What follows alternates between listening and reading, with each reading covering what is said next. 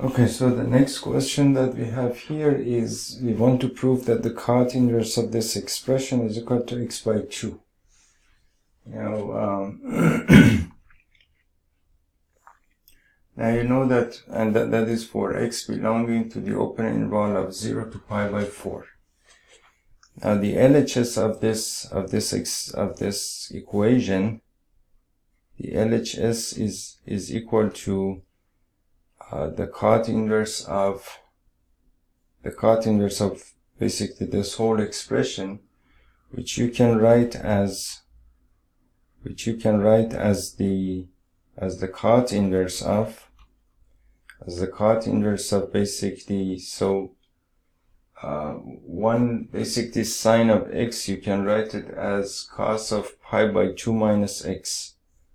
So basically cos of pi by 2 minus x. So you know that basically cos is turns to sine because you are using pi by 2, and you have an x over here. And as far as the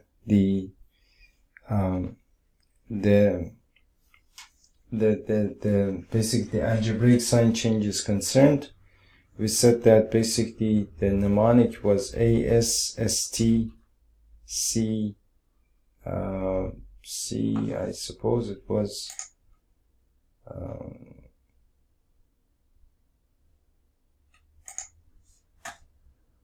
not this one, ASSTCA, right? That is for pi by 2 minus x, pi by 2 plus x, pi by pi minus x, pi plus x, 2 pi minus x, and 2 pi plus x. So that's ASSTCA.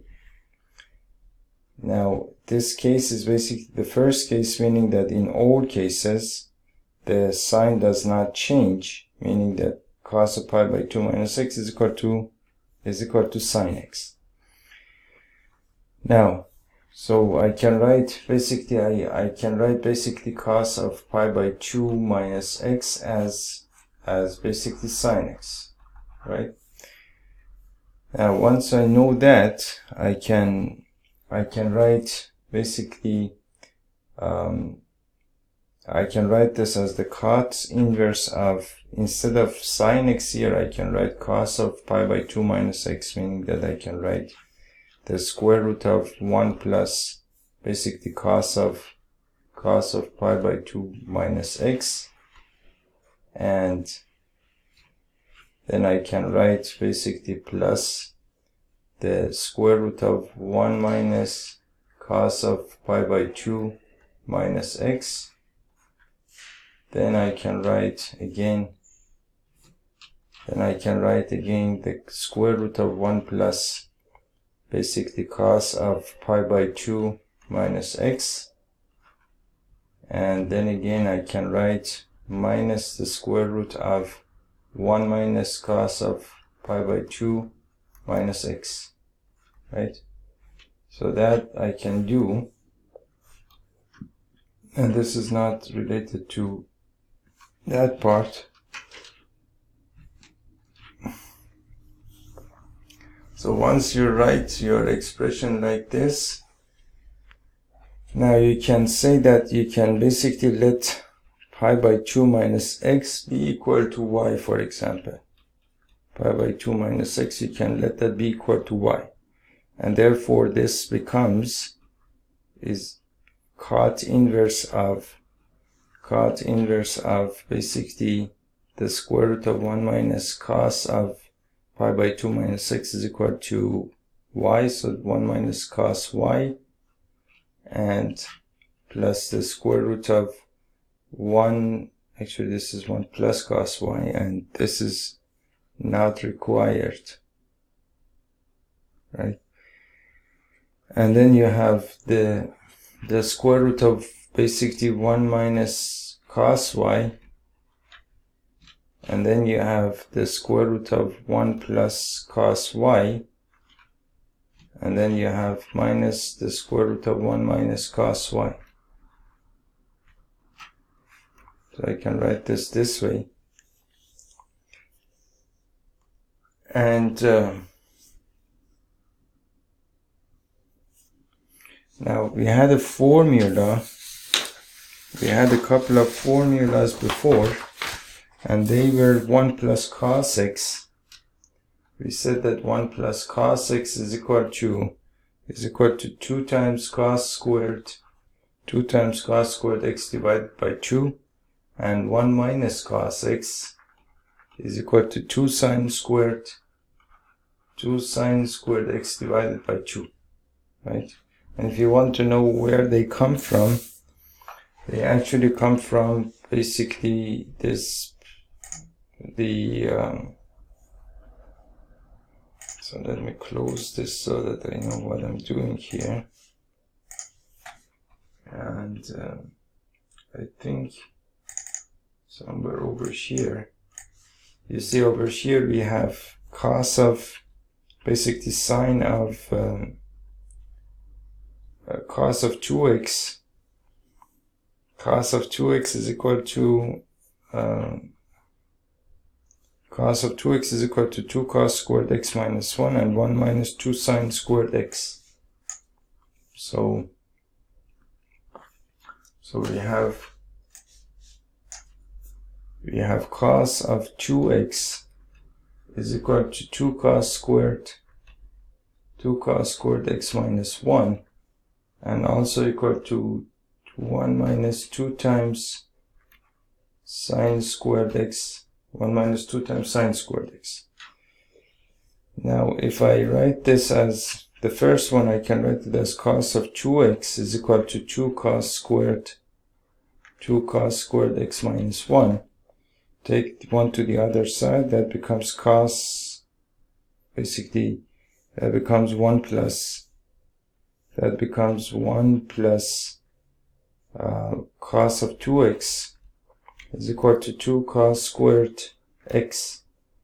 Now divide the angles by 2, you will get 1 plus cos of x is equal to 2 cos squared x divided by 2. That is the first one. The second one is basically cos of 2x is equal to 1 minus 2 times sine squared x.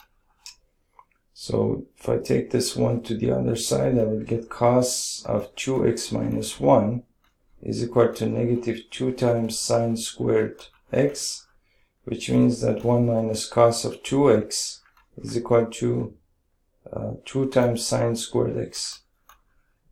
Basically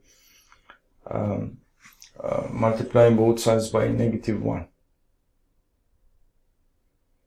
Which means that basically if I write the angles in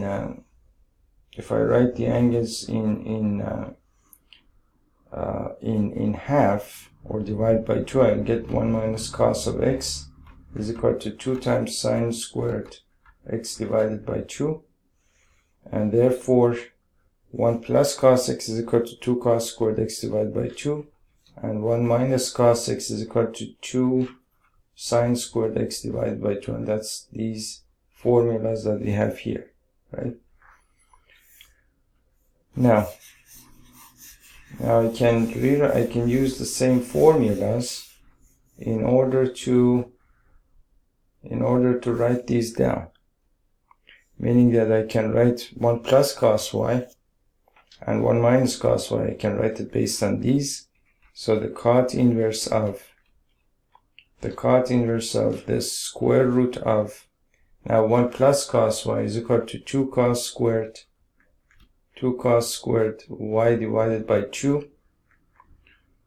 That is basically the first part, plus the square root of 1 minus cos y is equal to 2 sine squared x divided by 2. And the denominator becomes the square root of 1 plus cos y is 2 cos squared x y divided by 2. That is actually y, sorry. And you have a negative minus the square root of 1 minus cos y is 2 sine squared y divided by 2. That is basically our expression. Now we can take Now, depending on, now if I know that if I know that cos of y divided by 2 is positive, I can write, basically I can write that the square root of cos squared y divided by 2, I can write it as cos of y divided by 2 if cos of y divided by 2 is positive, right? If it's not, then of course you can do that, but then it depends on it depends on your x and your x's and so on and so forth.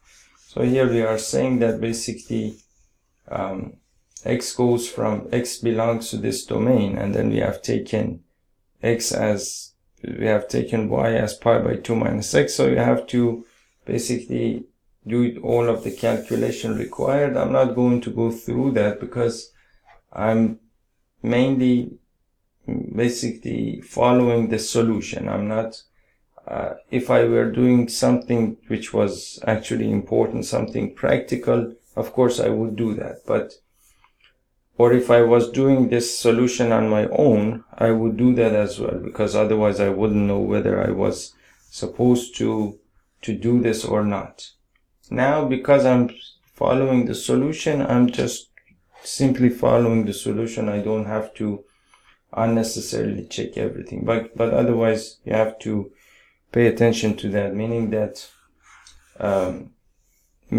for example, when you write, this is important, of course, when you're doing something practical with your mathematics. For example, you're using your mathematics in, for example, in I don't know, you're using your mathematics in physics or in electronics. You're doing something with that. When it comes to that, or when you're doing the solution on your own, so you see that basically let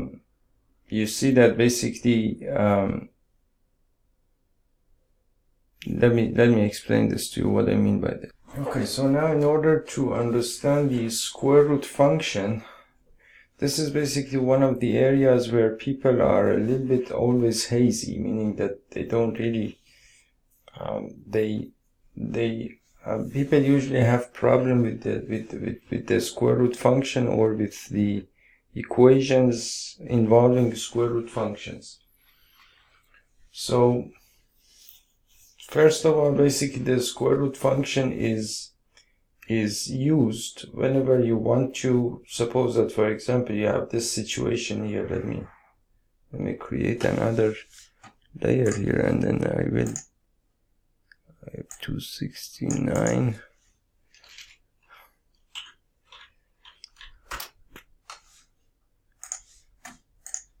Okay, so suppose that you have the area of a, basically area of a square. If you have a square, suppose that this is a square and the side length of this square is x. So of course the area of this square is going to be side length times side length, which is equal to x times x, which is equal to x raised to the power 2. Now, if I call the area of this square as y, for example, if I write y is equal to x squared, then y becomes the area of this square. Y becomes the area of the square, and x becomes not x squared, and x becomes the side length. The side length of the square. The side length of the square. So as long as you have the side length of the square and you want to calculate the area of the square, you have no problem. You basically take the side length and square it or multiply it by itself, and then it will give you the area of the square in whatever unit you are calculating your area, and you have no problem. But sometimes the problem is that you have the area of this square, meaning that y is known, and basically in this situation x is known and y is unknown, right? Y is unknown. So you can use basically the squaring function and basically enter x into the squaring function, raise x to the second power, and then basically this is the squaring function. You can call this the squaring function and enter x into the squaring function, you will get y. Now sometimes you have the inverse of the reverse of this operation, meaning that y is known but x is unknown. X is unknown, meaning that you have the area. The area is known, but the side length is unknown. And you want to find the side length of that square. For example, you have, I know that the area of a square is equal to, for example, 9 square meters. Now I want to calculate the side length of that square. The side length of that square, the side length of the square is going to be some number, x, for example, and the unit for that number x is going to be meters. The unit for that number x is going to be meters because basically the unit for the area of that square is in square meters, right? Now I need to know basically what number to multiply by itself to get 9. So in this case, for example, I know that basically if I multiply 3 by 3, I will get a 9. And also if I multiply -3 by a negative 3, I will get a 9. Then I can say that x can be plus or minus 3. Now in these types of situations, because I know that x refers to some length, some side length, then I will write this as x is equal to positive 3, because the length cannot be a negative number, right? So that's basically how I would calculate, for example, the side length here, knowing the area. Now this was easy because 9 is an easy number. You already know that, for example, 3 times 3 is equal to 9, or 4 times 4 is equal to 16, or 5 times 5 is equal to 25, and so on and so forth. But then, for example, suppose that you have some square, like for example your y is equal to, for example, 151, for example 256 point, for example 382 square meters, and you want to, and this is the area of some square, and based on the area of this square you want to find basically the side length x here. What is now the side length of that square?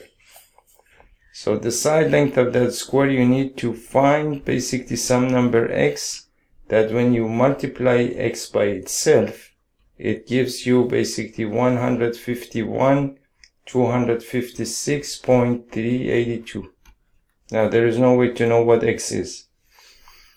So what we have done is that basically we have created some function called the square root function. We have created some function called the square root function. Now this function is basically, what it does is that it basically, and the symbol for this function is basically this symbol. Some people call it the radical symbol. Some people call it the radical symbol. Now what this function does is that you give it basically this number, whatever the number is. For example, you give this argument becomes 151, for example 256.382, and then it will give you some value for x, for example. It will give you some value for x, or you could say for y, or whatever you want to call it, and that becomes basically the side length of the square. And on a calculator, of course, you know that you type SQRT for square root and write your number as, for example,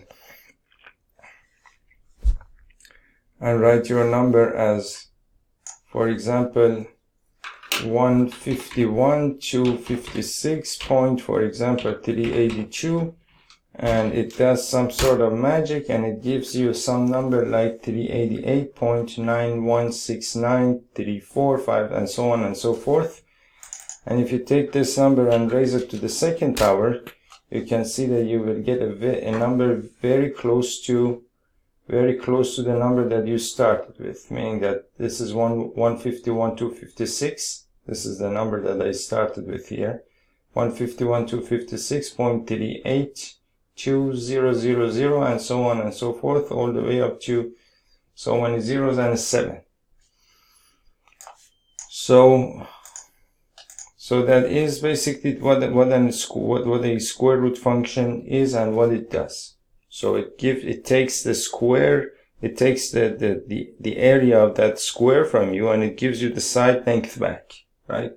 So that means that you can say that the squaring function and the square root function are inverse functions.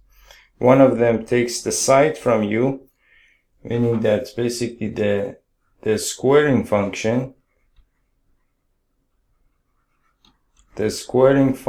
what it does is that it takes the side length,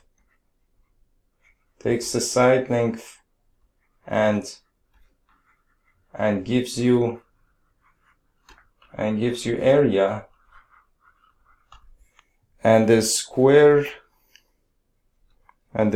root function, it takes the area and gives you side length. So as you can see, these are inverse processes, and so you can say that the squaring function and the square root function are inverse functions, right? Now, basically as a definition, you can say that basically the square root function is defined to take any positive number, meaning that the input to the square root function has to be a positive number, and return a positive number which would have to be squared to obtain y. So what that means is that if I say that basically the square root of y is equal to the square root of y as a function, basically this function is basically here your y has to be greater than or equal to 0, meaning that the input into this function is going to be always a positive number, or a 0, because if you multiply 0 by 0 you will get a 0, and if you multiply, for example, 3 by 3, you will get, of course this is provided that you're working in the real numbers. If you multiply 3 by 3, you will get a 9 which is greater than 0, and if you multiply negative 3 by negative 3, that gives you also a 9 which is greater than 0, which means that in any case the input to the square root function is going to be either greater than 0 or equal to 0, which means that it is greater than or equal to 0. And it will always give you a positive number back, meaning that the domain of the function is basically all the non-negative real numbers. The the range of the function also becomes all the non-negative real numbers. And so the function basically typically looks like something like this. That is f of x is equal to square root of x, right? And that is your x and that is your y, or f of x you could say, right? So that is the square root function. Now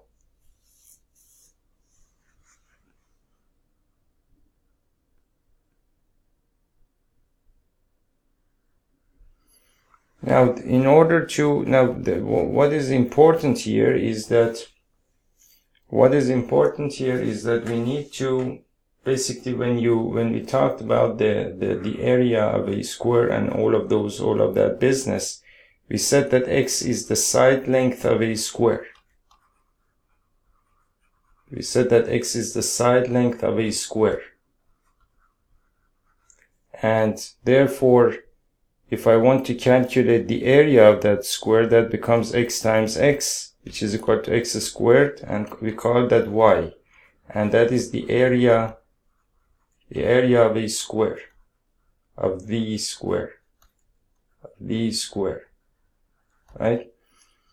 Now what that means is that, now suppose that, so from this basically I know that x squared is equal to y, meaning that the area of the square, being y, is equal to the side length of the square squared, or multiplied by itself. Now suppose that I have the area of this square and I want to get the side length of this square, meaning that I want to solve for x. If I want to solve for x, that is basically a case of basically you simply can write x as basically plus or minus the square root of y, right? Or you can say that you will take the square root of both sides of this equation. The square root of x squared is equal to basically the square root of y, and then you can write this as x is equal to plus or minus y, plus or minus the square root of y, I'm sorry, plus or minus the square root of y. And this is basically how you solve this equation, because you can imagine that for example you have a square with side length, for example 3 units, whatever the unit is, right?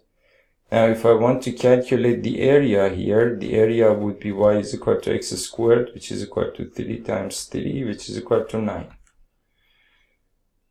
Now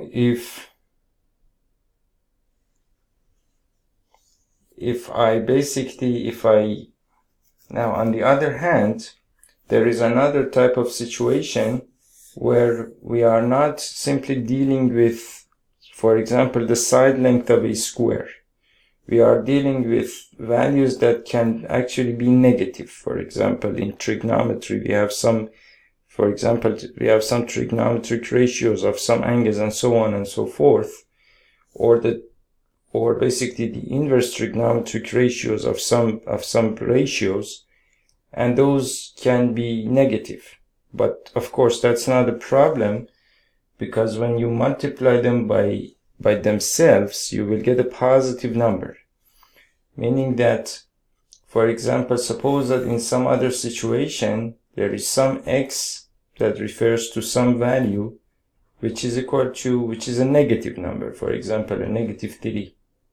Then I can calculate y as x squared as negative 3 squared, which is equal to 9, right? So now now basically over here I know that x squared is equal to 9, right? X squared is equal to 9. X squared is equal to is actually equal to, let's call it y, for example. X squared is equal to y. If I want to solve this equation for x, then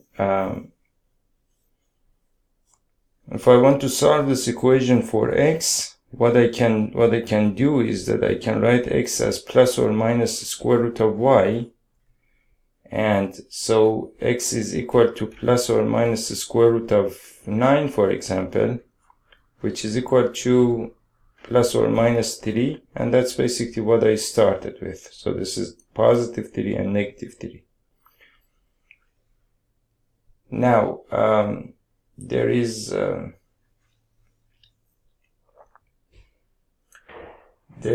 problem here. There is a problem here, and the problem is that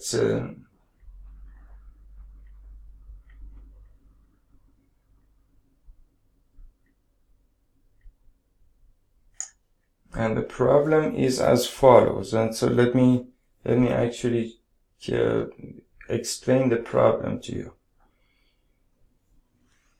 Let's see if we can basically put the two things together.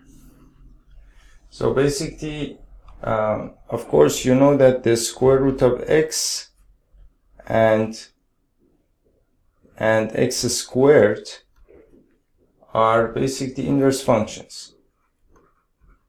These are inverse functions. We already talked about this, how that is.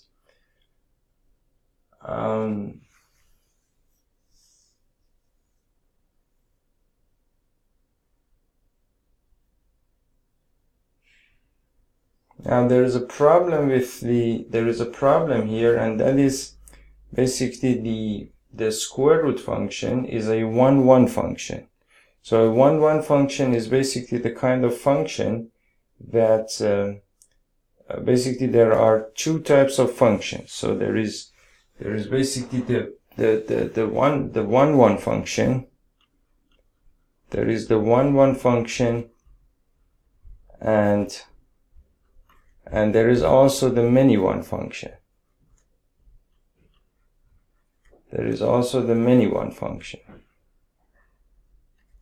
So a 1-1 function is basically the type of function where you have, for example, a, b, c as the domain of the function, for example, and you have 1, 2, 3 as the range of the function, or as the codomain of the function, and well, basically, for example, under some function f, a is mapped to 1, b is mapped to 2, and c is mapped to 3. That is called a 1-1 function. So what that means is that every distinct member of the domain, and this is the domain of the function, and this is the codomain of the function.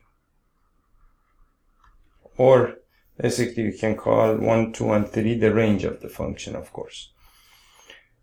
Now a 1-1 function is the type of function in which basically every distinct member of the domain of the function has a distinct element as its basically image in the codomain of the function, and there are no two elements in the domain of the function that have been mapped to the same element in the codomain of the function.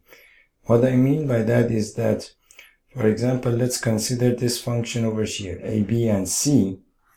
So this is some other function, and this is the domain of that function. And we have some other function 1, 2, 3 here, and this is the codomain of that function. Now it's possible for this function for me to map a to 1, b to 1, and for example c to 2, right? And that you could just be not mapped to from any element, and there is no problem with this, and this would still be a function, right? Now this function, if you call it, for example, g, this is a many-one function. This is a many-one function. Now, when you have a many one function, the problem is that the function does not have an inverse. For example, under G here, basically, let me separate these. Under G here, you know that G of A is equal to 1. Also, G of B is equal to 1. Now, if I somehow define some G inverse here, of course, if that's possible, then the G inverse of 1, G inverse is a function that goes from the range to the domain. Now, the G inverse of 1, then it's not possible for me to get back from 1 to any distinct element here, because now 1 has been mapped to A and also mapped to B, right? So when a function is a many one function, then the function does not have an inverse. And the squaring function is such a function because, for example, in the squaring function, you have -3 here, and you have 3 here, and so many other numbers. And you have basically, for example, 9 and so many other numbers here. And if I say that, for example, f is equal to x squared, then -3 squared is equal to 9, so -3 would be mapped to 9, and 3 squared would also be equal to 9. So 3 would be also mapped to 9. So this is a many one function, as you can see here. And therefore, I cannot define an inverse function for this function.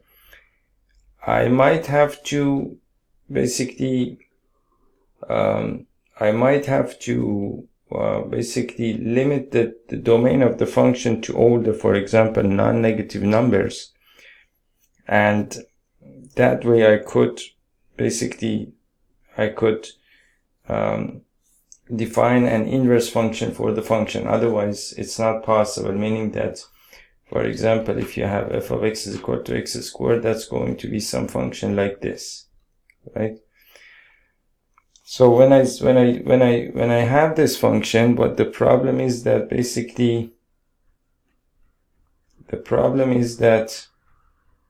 for example, 1 is mapped to 1, also -1 is mapped to 1. Let's say that these are the same values. So 1 is mapped to 1, and this is a 1, and -1 is mapped to 1. So now the inverse of that function, if I want to map 1 to some element in the domain, then I would know whether to map it to -1 or to map it to +1, which is actually a problem here. So now what I can do is that I can limit the domain of this function to, for example, all the non-negative numbers, meaning that I can say that x is greater than or equal to 0. And then if I do that, then I will be able to get the inverse of this function, which would be a function like this, which is exactly the square root function, right? Now, this is the problem with the squaring function and the square root function. If you basically limit the domain of the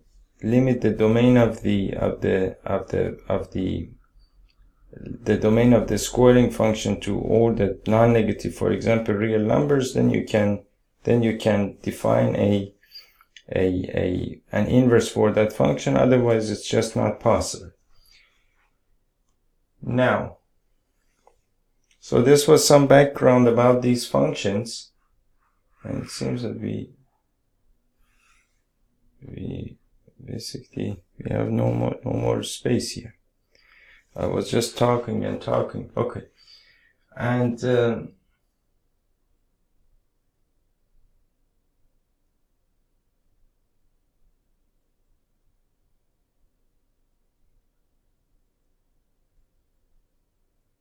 So basically the important point here is that basically the square root function, which is basically this function here, is the inverse of the squaring function, only if you restrict the domain of the squaring function to all of these positive numbers and the zero, meaning that all the non-negative real numbers. Otherwise, it's not possible.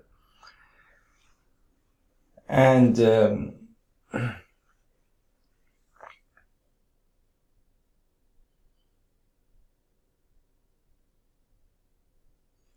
so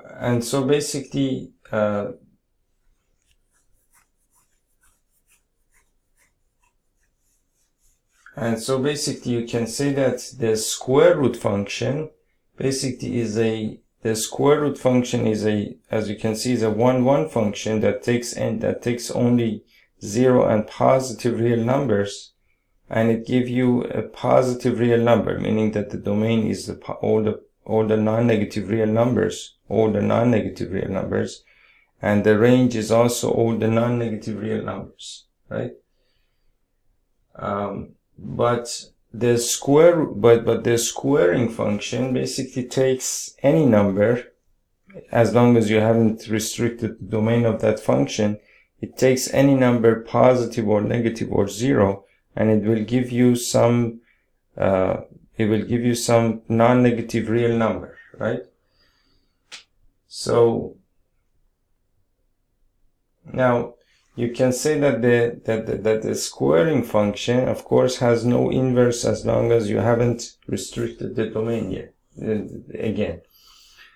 And meaning that, for example, if you give basically positive 32 or negative 32 to basically some squaring function, let's call it, for example, x squared, if you give any of these to this function, it's going to give you a 9. Which means that the function is actually a many one function, right? So what that basically means is that when you say basically, since the square root function is a 1-1 function, if I write basically the square root of x, if I write the square root of x and raise that to the second power, if I square that, it's always going to be equal to x, right? It is always going to be equal to x. But the problem is that if I write the square root of x squared, if I write the square root of x squared, it is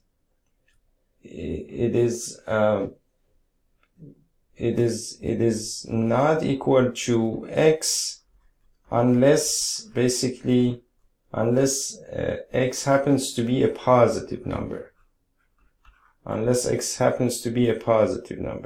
You see over here, basically x squared is this function over here, right? So basically x squared means all of these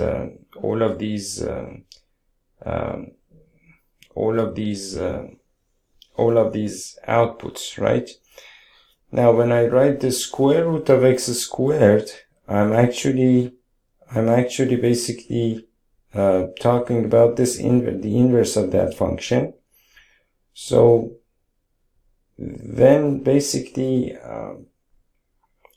you can say that the square root of x squared is equal to x if x is greater than or equal to 0. Otherwise, it's not equal to x, right? Meaning that, for example, meaning that the output of this square root function cannot be a negative number, meaning that, for example, if your x is equal to 3, then of course x squared is equal to 9, and then of course the square root of x squared is equal to the square root of 9, which is equal to 3, which is the number that I started with. But if my x is equal to negative 3, then x squared is equal to again 9, but now if I take the square root of x squared, it is of course equal to the square root of 9, which is equal to 3, which is not equal to negative 3. but here I started with negative 3, right? So that is the problem here. And so in the exercises that we had here, and to be completely frank with you, I'm still a little bit confused with this whole concept, meaning that I haven't been able to basically put the whole thing together in a logical manner in my head, but hopefully it will give you some overview and it will give you some way to think about this problem, and basically somehow basically find out how you want to think about this whole concept. Otherwise, confusion is always not, I mean, it's never really a good thing to have in your mind. Especially, of course, when it comes to mathematics. Now, what's important here is that, now here I said that basically we were talking about this exercise, and we came up to this point, and we said that basically in order to rewrite basically this step, we said that the square root of 2 times cos squared of y by 2, we wrote this as basically, we said that if I know that if the cos of y by 2, and I'm not saying the cos squared of y by 2, but if cos of y by 2 is greater than or equal to 0, then I can write that square root of cos squared of y by 2 is equal to cos of y by 2, right? Otherwise I cannot do that, right? And so basically what that means is that if the cos of basically y by 2 is some value greater than or equal to 0, then I can say that the square root of 2 times cos squared of y by 2 is equal to, for example, you can separate them and write this as the square root of 2 times cos of y by 2. That I can do, provided that this condition is met. Okay? So that's basically what I wanted to say, the whole story here. Okay, so now in this situation, let's actually figure out. Of course, in the beginning I said that I didn't want to do that, but this is a good opportunity to actually take a look at this thing. So let's see if we can confirm that basically, since they have actually done this, meaning that they have written basically what they have done is that they have, in the next steps of this exercise, they have written basically the square root of 2 times cos squared of y by 2. They have written it as basically the square root of 2 times cos of y by 2, meaning that we can assume that they have made the assumption that the cos of y by 2 is greater than or equal to 0 here. So let's see if that is actually the case. So to in order to know that, basically y comes from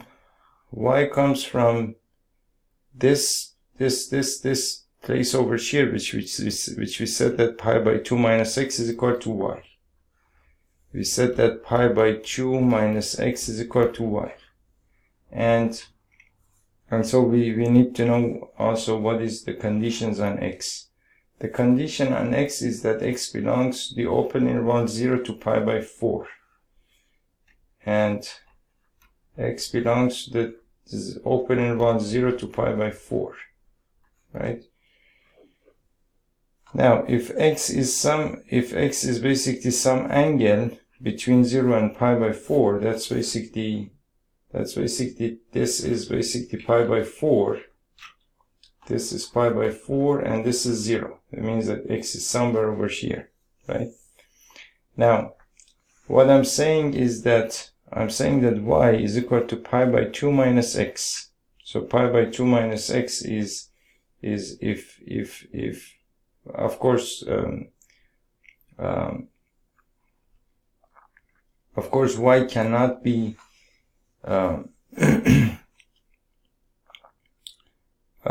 if I calculate pi by 2 minus pi by 4, pi by 2 minus pi by 4, that will give me basically 4, that is 2 pi minus pi, which is equal to 3 pi by 4.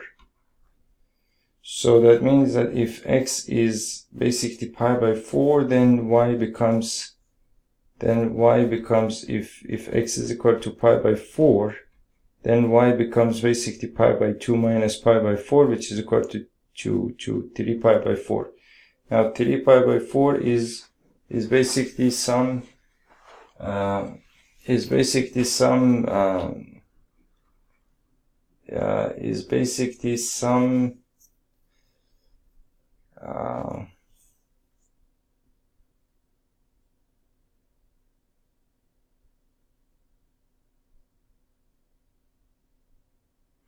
did I do this right? So this is pi by 2 minus pi by 4. So if I take 4, 2 pi minus pi, 2 pi minus pi, and actually this is not right. So 2 pi minus pi is equal to pi by 4. 2 pi minus pi is equal to pi by 4.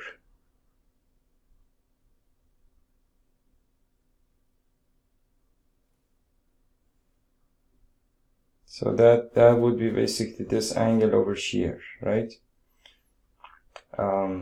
Which means that basically of course x cannot be equal to exactly pi by 4. It has to be somewhere less than pi by 4, because this is an open interval, and which means that basically you would get basically pi by 2 minus some slightly smaller angle, which means that basically you would be past pi by 4, but not exactly equal to pi by 4. So somewhere over here, past pi by 4, just a tiny bit past pi by 4, and so on. Now if x is equal to 0, then y would be equal to pi by 2 minus 0, which is equal to pi by 2, right? Of course, x cannot be equal to 0. It has to be a little bit greater than 0. That means that you would have basically some angle a little bit smaller than pi by 2, meaning that at the end of the day you're going to be somewhere between, meaning that the bounds on y would be y is basically some angle between pi by 4 and pi by 2. Pi by 4 and pi by 2, right? The open interval.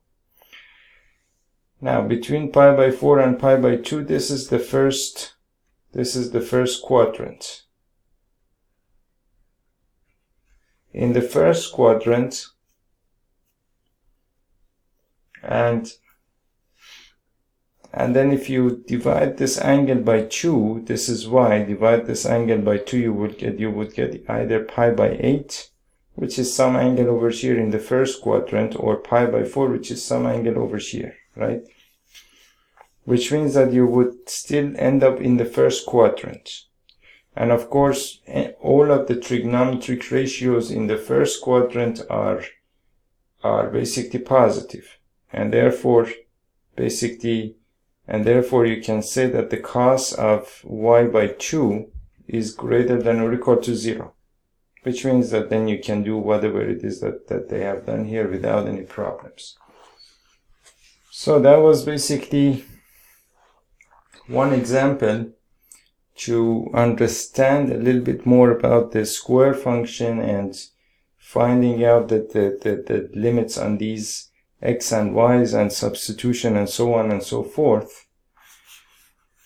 So now we know that basically the cos of pi by 2 is actually greater than or equal, cos of y by 2 is actually greater than or equal to 0, right? So which means that I can say that so here we came all the way up to the point where we wrote basically cot inverse of the square root of 2 cos squared y by 2 plus 2 sine squared y by 2 over 2 cos squared y by 2 minus 2 sine squared y by 2. And so I can now write this as write this as the cot inverse of so this I can write as the square root of 2 times cos of y by 2 plus the square root of 2 times sine of y by 2, and here I have the square root of 2 times the cos of y by 2, and here I have minus actually, and here I have square root of 2 times the sine of y by 2 times the sine of y by 2. And dividing each term by square root of 2 cos of y by 2, if I divide each term by square root of 2 times cos of y by 2, cos of y by 2, we have basically, so this is the cot inverse of this. So this becomes basically the cot inverse of basically square root of 2, the cos of y by 2 over basically square root of 2 cos of 1 y by 2 plus square root of 2 over the sine of y by 2 over basically the square root of 2 over the cos of y by 2, and over here I have the square root of 2 cos of y by 2 over the square root of 2 over the cos of y by 2 minus square root of 2 times the sine of y by 2 over the square root of 2 times the cos of y by 2. Right, so that is basically now the expression that we have. And so over here basically we can cancel these two out, and so you have the cot inverse of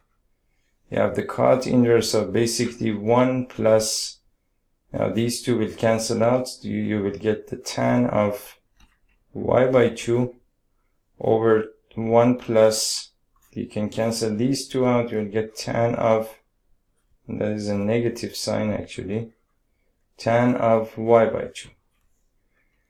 And that is basically, that is now your expression. Now 1 plus tan of 1 by 2, 1 minus tan of 1 by 2 is basically one of those angles that we had before. I don't actually remember which one.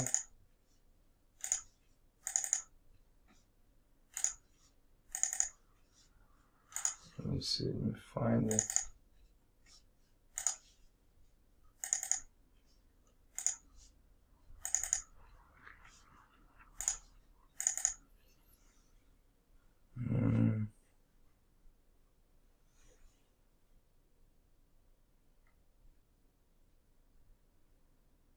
I think we need to do something here. Okay. Now what we can do, Now we actually have no formulas that looks like this. I checked. So what I can do is that I still can write this as the cot inverse of basically, so 1 is the tan of pi by 4, of course, right? So I can write, instead of 1, I can write tan of pi by 4. And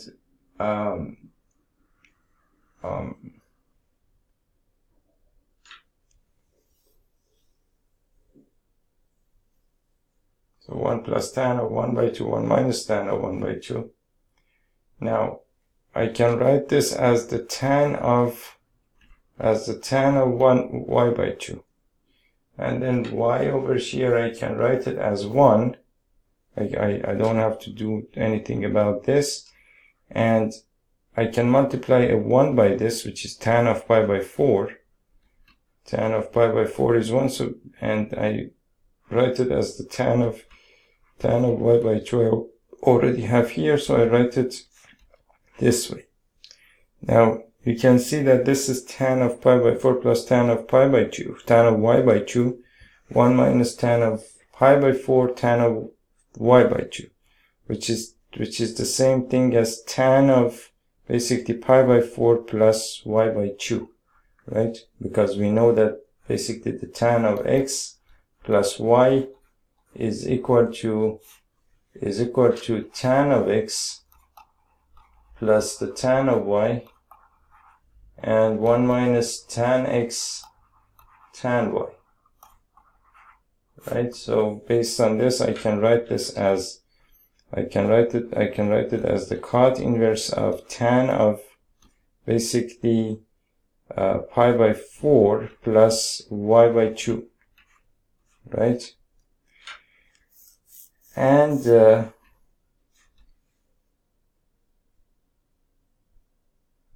then you need to somehow write this in terms of cot, because you want to simplify this, right? Now, tan of pi by 4 plus y by 2, you need to somehow rewrite it. Let's see how we can do that.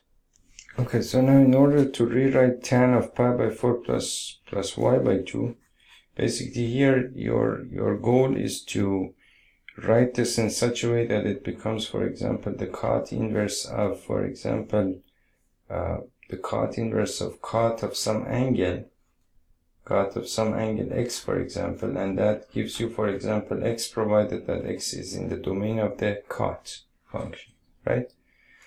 Now, you can only do that, I mean, the only way that you can do that, because here you have the tan function and here you need the cot function. Basically, in the tables that we created here, we saw that the only way that we could do that was basically using some trigonometric ratio of basically that basically includes pi by 2, because if you have anything like pi or 2 pi or anything like that, of course the trigonometric ratio is not going to change. Here you can see that sine becomes cos, cos becomes sine, tan becomes cot. But in the case of all of these, basically sine remains sine, cos remains cos, tan remains tan, and so on and so forth. Which means that basically you need to use either pi by 2 minus x or pi by 2 plus x. Now in order to decide that, if I use, and you want to do it in such a way that it doesn't give you a negative sign, because the negative sign would be trouble. For example, if I write the cot of, for example, pi by 2 plus x, that is equal to negative tan x, right? And so basically this negative sign goes in here, and it creates trouble for you. So, and so if I take this as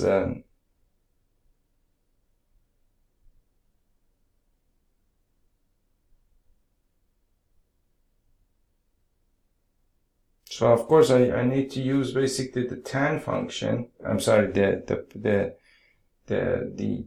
tan part over there. So the only trigonometric ratios that I have that involve tan are basically tan of, and of course involves pi by 2 as well. Of course I have tan of pi by 2 plus x, and I have tan of pi by 2 minus x. Now tan of pi by 2 minus x, in this case you will get the cot of x, and of course there is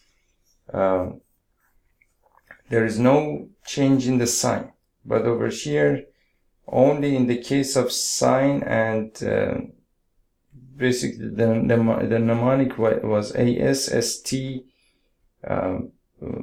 C, whatever that was, I don't remember really.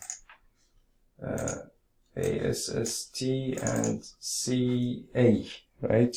CA. So this is the first case here, and this is the second case. The first case meaning pi by 2 minus x. This is the second case, which is pi by 2 plus x. So that means that if I use pi by 2 minus x, tan of pi by 2 minus x becomes positive cos x. It doesn't give me a negative sign here. If I use tan of pi by 2 plus x, what happens is that I will get, of course, a cot x over here. But since only in the case of sine and cosecant, the algebraic sign doesn't change, which means that here it will give me a negative cot x, and I cannot use this. So I'm going to use this one, right?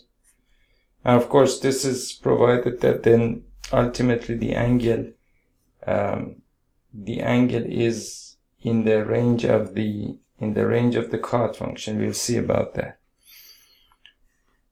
So what I'm now going to do is that I'm going to write this as the cot inverse of, instead of tan of basically this angle, I'm going to write tan of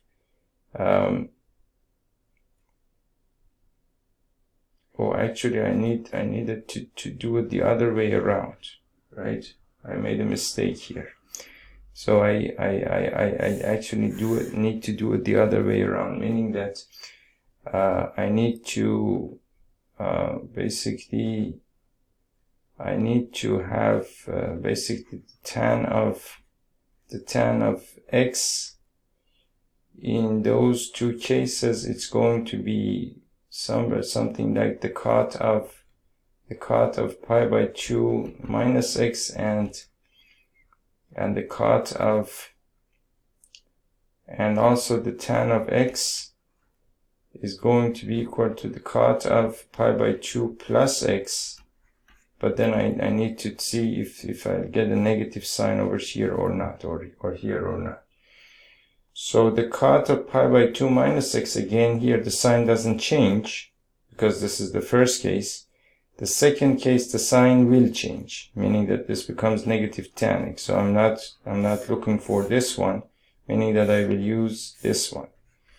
So now this becomes tan of x, and therefore I can write it as cot of pi by 2 minus x. So I can write this as the cot inverse of cot of basically pi by 2 minus x minus this whole thing, pi by 4 plus y by 2, right? And I have to write this way.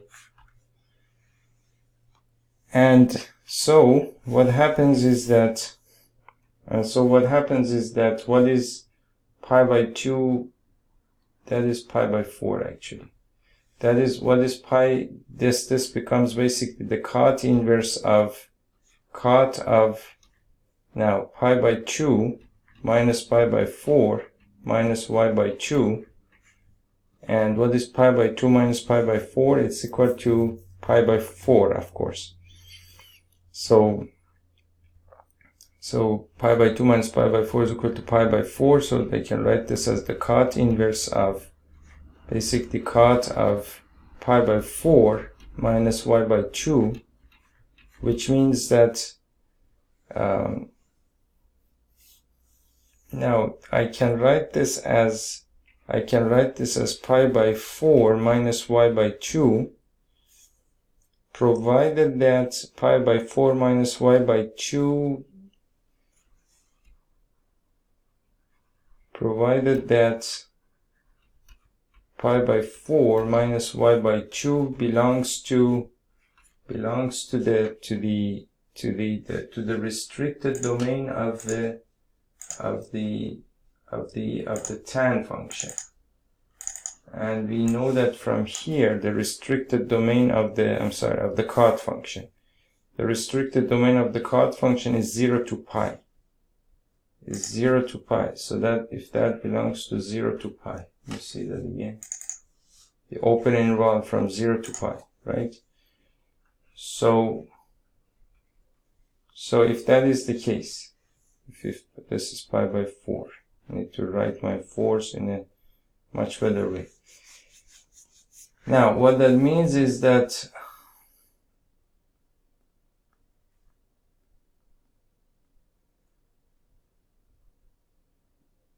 and now what was basically x, we said that pi by 2 minus x is equal to y. We said that pi by 2 minus x is equal to y. Pi by 2 minus x is equal to y. And we said that x belongs to 0 to pi by 4. We said that x belongs to 0 to pi by 4. Right? So now I can write, instead of y by 2, I can write, so if y is equal to pi by 2 minus x, that means that y by 2 is equal to basically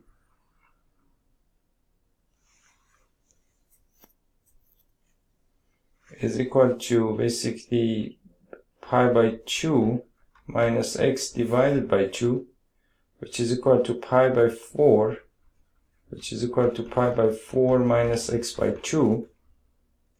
So this is the same thing as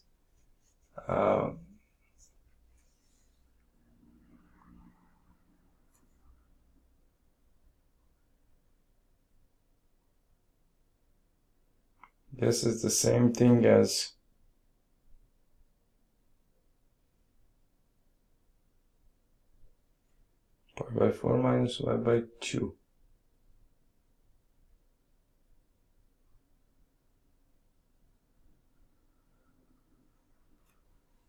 We have a problem here. Okay, so now if instead of y by 2, if I write basically minus pi by 4 minus x by 2, that becomes pi by 4. That becomes pi by 4 minus pi by 4 plus x by 2. And these two will cancel out, and you will end up with x by 2. Which is of course what we were looking for, but I need to know whether when I wrote basically the cot inverse of cot of pi by 4 minus 1 y by 2, I need to know if pi by 4 minus y by 2 belongs to this interval. And so in order to find that out,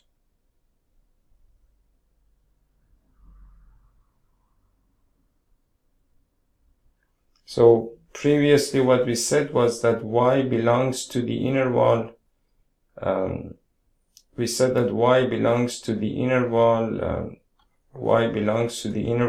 basically pi by 4 to pi by 2. Pi by 4 to pi by 2. That we already did before, right? Now,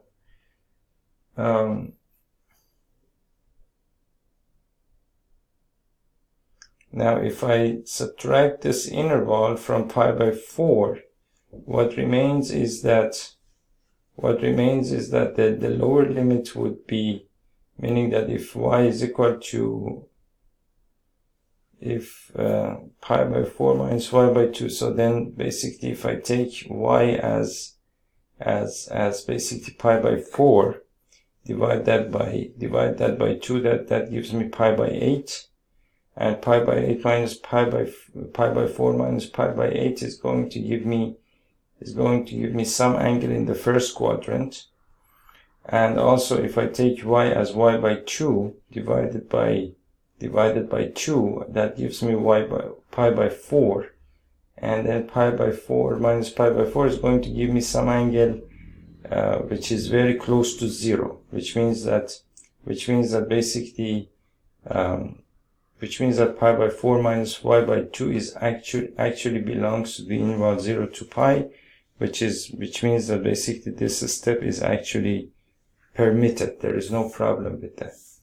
And that's basically after 1 hour and 15 minutes of talking. That's only one of the examples that we had. But sometimes you have to work on some problem for a long time in order to understand it. So I hope that you enjoyed this video, and I'll see you in the next video. Thank you.